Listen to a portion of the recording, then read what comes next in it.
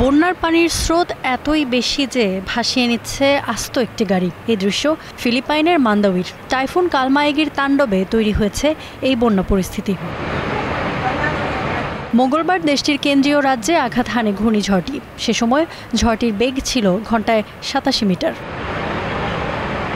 ফিলিপাইনের সেবু এলাকায় রীতিমতো তাণ্ডব চালিয়েছে ঘূর্ণিঝড় কালমায়েগি। প্লাবিত হয়েছে পুরো এলাকা, লণ্ডভণ্ড হয়ে গেছে বাড়িঘর, উপড়ে পড়েছে গাছপালা, হতাহত হয়েছে বহু মানুষ।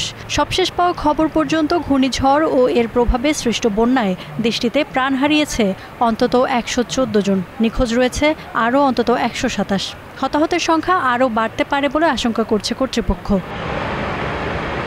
ঝড় পরবর্তী বন্যায় বেশি ভোগাচ্ছে বাসিন্দাদের। ভারী বর্ষণের কারণে ক্রমশ বাড়ছে বন্যার পানি। কবলিত এলাকাগুলো থেকে কয়েক হাজার মানুষকে নিরাপদ আশ্রয়ে সরিয়ে নেওয়া হয়েছে। বন্যার কারণে সড়ক যোগাযোগ ব্যবস্থা ক্ষতিগ্রস্ত হওয়ায় ব্যাহত হচ্ছে উদ্ধার কাজ। নিচতলায় পানি ঢুকছে দেখে প্রথমে আমরা দোতলায় আশ্রয় নিয়েছিলাম। কিছুক্ষণের মধ্যে দোতলাও তলিয়ে যায়। পরে অবস্থা বেগতিক দেখে আমরা ছাদে উঠে যাই।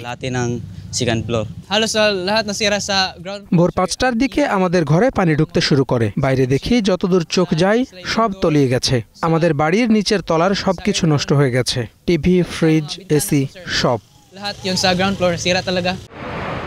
এই সপ্তাহেই দেশটিতে আরও একটি ঝড় আঘাত হানতে পারে বলে সতর্ক করেছে আবহাওয়া অধিদপ্তর। ঝড় ও বন্যার ভয়াবহতায় দেশজুড়ে দুর্যোগকালীন অবস্থা ঘোষণা করেছেন দেশটির প্রেসিডেন্ট মার্কোস জুনিয়র।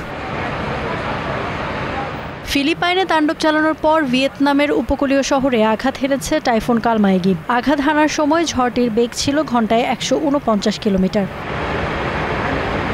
টাইফুন কালমায়েগিকে চলতি বছর এশিয়ায় আঘাত হানা ঝড়গুলোর মধ্যে সবচেয়ে শক্তিশালী বলা হচ্ছে।